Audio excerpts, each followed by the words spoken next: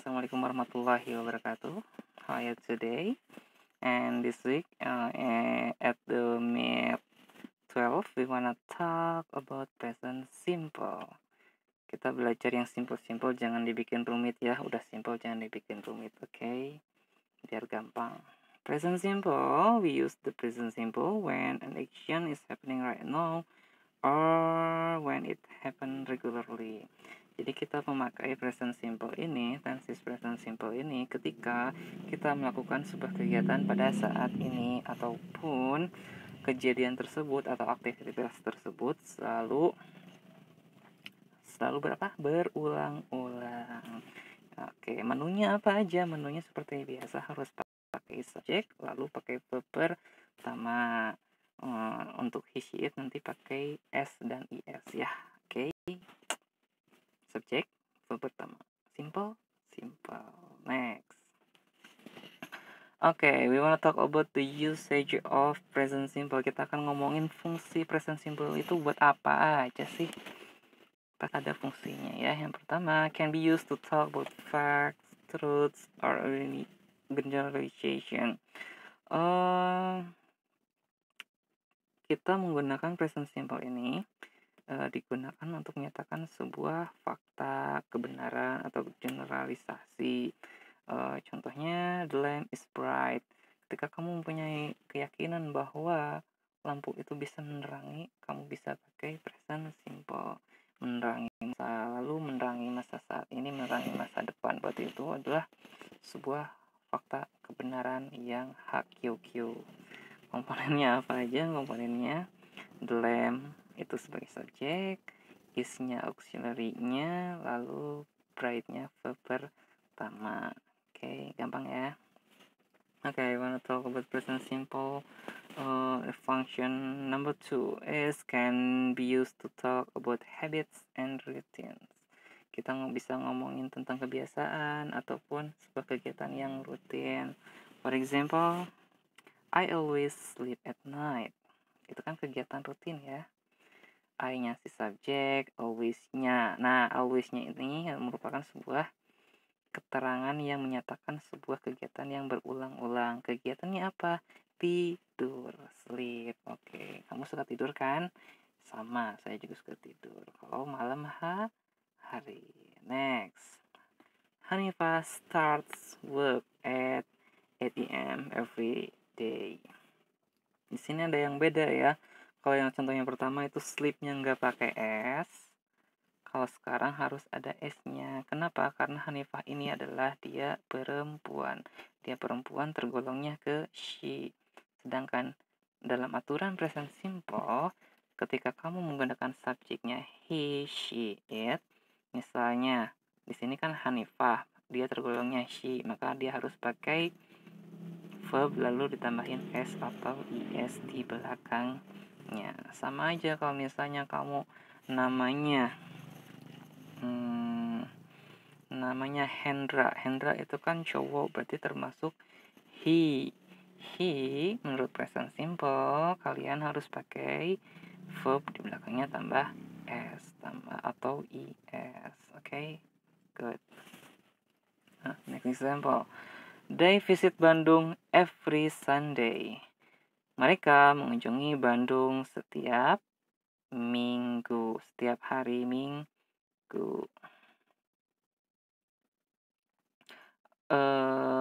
Kata apa yang menyatakan sebuah kegiatan tersebut diulang-ulang dalam kalimat they visit Bandung every Sunday? Apa coba? Oke, good. Every. Nah, di situ ada adverbnya every. Every itu menyatakan sebuah aktivitas yang berulang-ulang dan sama durasinya pada setiap hari minggu. Oke, gampang kan ya? Next. Oke, kita ngomongin present simple fungsi yang ketiga. It can be used to non-continuous verbs. It's happening right now. We call it stative verb. It's connecting with thought, opinion, feeling, emotion, and sense. Jadi, untuk fungsi yang ketiga ini, dia itu bisa digunakan untuk sebuah kata kerja yang tidak berlangsung secara terus-menerus, tapi terjadi pada saat ini yang berhubungan dengan thought, opinion, feeling, emotion, and five sense. Contohnya, it feels fine. Di situ ada subjeknya it, feels-nya verb dan tambah s karena his itu harus pakai s atau is. Lalu pakainya fine. Lalu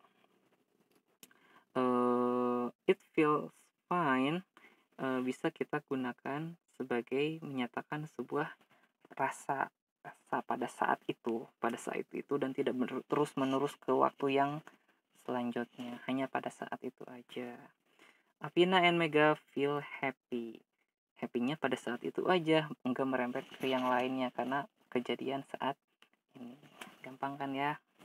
Kenapa Apina and Mega feels nggak pakai s karena mereka they, karena dua individu di sini, karena nggak ada kriterianya dua orang menjadi satu ataupun kenapa kan Apina dan Mega bisa aja they she, karena kan dia dua orang, berarti harusnya pakainya they, sedangkan they gak usah pakai s dan is. Gampang kan ya? Yuk. Oke, fungsi yang keempat, it can be used to near future or schedule events. Bisa digunakan untuk suatu aktivitas yang akan dilakukan pada saat yang akan datang dan akan dilakukan. Jadi waktunya tuh berdekatan. Misalnya hari ini it's bread soon. Dia itu siapa? Dia itu Arini akan makan roti sebentar lagi. Berarti sebentar lagi pasti dia akan makan roti. Kita ngomongin 5 menit yang akan datang atau 10 menit yang akan datang, kita bisa pakai present simple juga. Ini agak sedikit tricky ya, jadi kalian harus bisa lebih teliti. Oke. Misalnya, we start work at 8 AM. Kita bekerja pada jam 8. Ini tuh ngomonginnya pada misalnya jam 7.45. Nggak apa-apa, itu ada jeda 15 menit bahwa kita jam 8 itu mau kerja. Bisa pakai present simple juga. Okay, we wanna talk about present simple for negative. It's very easy guys, gampang ya, dari yang sudah-sudahnya. Kita harus tambahin do not and does not. Kapan harus pakai do not dan kapan harus pakai does not? Nah, kita pakai do not ketika subjeknya I, we, you, they. Dan kita pakai does not ketika si subjeknya he, she, it. For example, Arini eats bread. Arini makan roti. Pakai s karena dia she. Tapi ketika kita mau bikin kalimat negatif, jadinya gini, Arini doesn't eat bread. Arini kan cewek ya, berarti she tuh she di formulanya tuh pakai does not, masukin ke atas, disatuin bisa jadi doesn't.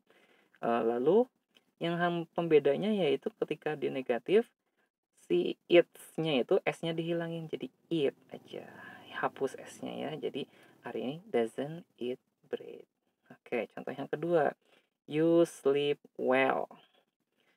Pengen negatifnya gampang, tambahin don't. Kenapa don't? Karena you itu menurut formulanya ketika si subjeknya I, we, you, they, pakainya do plus not atau disatuin jadi don't.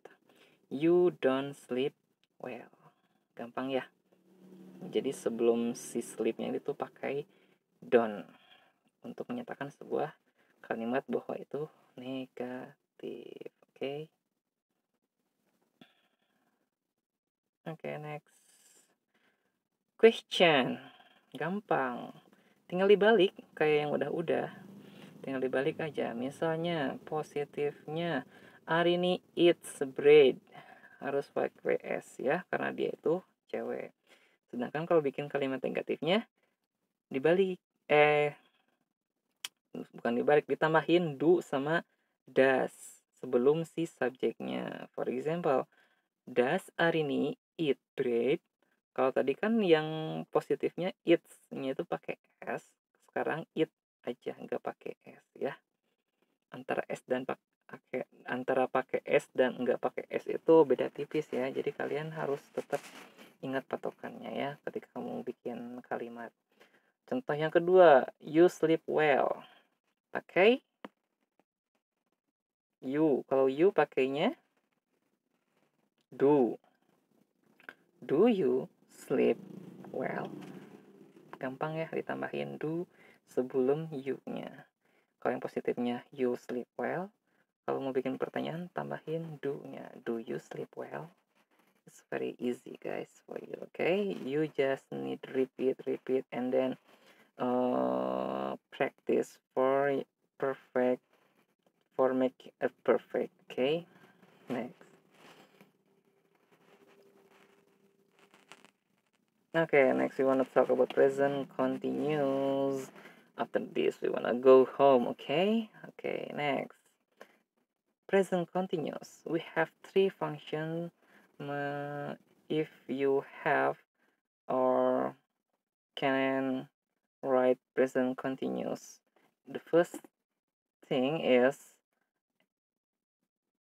to describe an action happening right now, untuk menyatakan sebuah kegiatan yang sedang berjalan saat ini. Yang kedua, longer action in progress, sebuah proses kegiatan atau kejadian yang berjalan secara panjang. And then an action in the near future, untuk menyatakan sebuah kegiatan yang akan berjalan pada masa yang akan mendatang. Formulanya seperti biasa, harus ada subjek, lalu to be verb pertama, dan verb ing. Subjek itu apa? Subjek itu I, we, you, they, he, she, it. Lalu to be-nya, to be itu apa? Pakai verb pertama. Lihat ada kan tabelnya to be verb pertama. Di sini ada I am, we are, you are, they are, he, she, it, pakainya yes. Lalu pakai verb ing.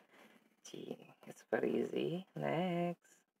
Present continuous. Fungsi yang pertamanya yaitu it can be used for action happening now, untuk menyatakan sebuah kegiatan yang sedang berjalan saat ini. Kegiatan yang sedang berjalan pada saat ini. For example, I am teaching English. Saya sedang mengajar bahasa Inggris sama kalian ya.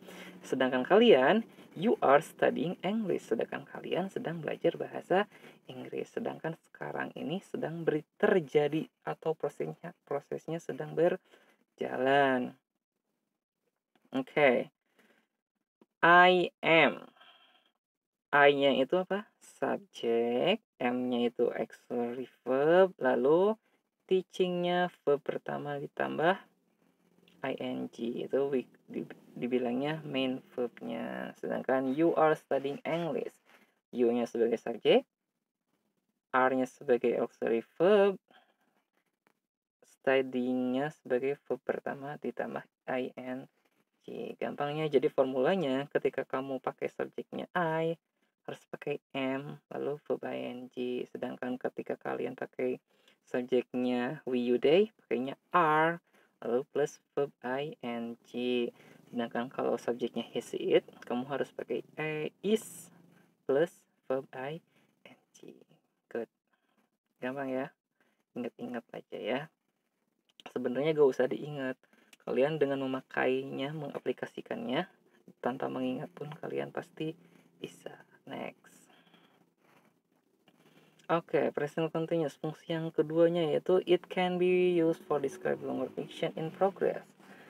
Bisa menceritakan proses atau kegiatan yang sedang berlangsung saat ini dan akan terus berlangsung pada saat yang akan mendatang. For example, Zahra is preparing for the English exam.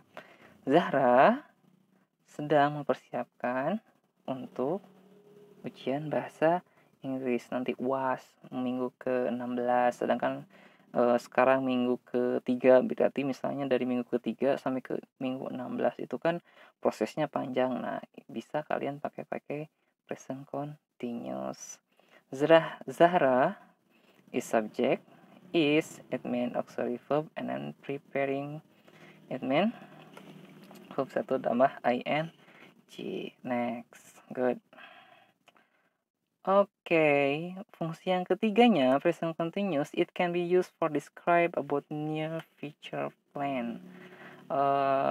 Present continuous ini bisa kalian pakai untuk menyatakan sebuah aktivitas yang akan dipraktekkan atau dikerjakan pada masa mendatang, tapi akan dekat-dekat aja waktunya dari sekarang yang kita omongin. For example, Sarah is making cake tomorrow. Sarah itu akan membuat kue. Sarah itu membuat kue, tapi besok.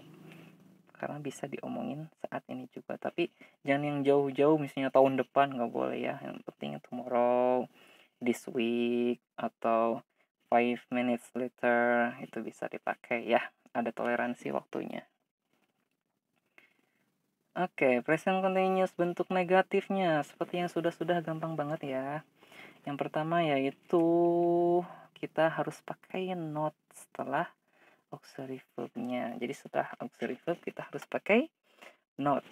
For example, I am teaching English. Itu bentuk positifnya. Sekarang kita akan modif ke bentuk negatifnya. Jadi I am not teaching English. Menyatakan sebuah kegiatan yang bentuk negatif.